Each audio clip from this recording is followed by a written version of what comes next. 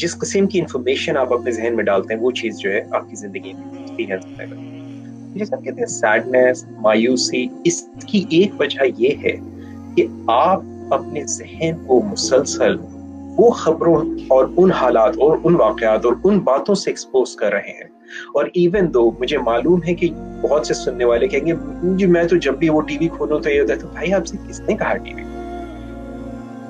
Okay, मैं जी Facebook पे देखूं तो ये होता है, तो किसने आप पे फर्ज किया है किसी ने आप फेसबुक जाकर देखें? ये इट्स सो इजी टू से कि जी मैं फलानी जगह पे हूं। भाई किसने आपको कहा है ये करने को? इट्स जस्ट फेसबुक पे जाना फर्ज है। अगर आप कहते हैं कि जी फेसबुक से मुझे नेगेटिव चीजें मिलती हैं और टीवी से नेगेटिव चीजें मिलती हैं, और जी अच्छा जी अगर मेरे घर में ही अगर सारे नेगेटिव हो तो फिर मैं क्या करूं? तो मेरे भाई आप पॉजिटिविटी से स्टार्ट कर लीजिए, हो सकता है आपकी पॉजिटिविटी जो है वो दूसरों पे असर करे। आप YouTube पे जब जाते हैं तो कोई अच्छी चीजें देख लीजिए। YouTube पे बहुत सारी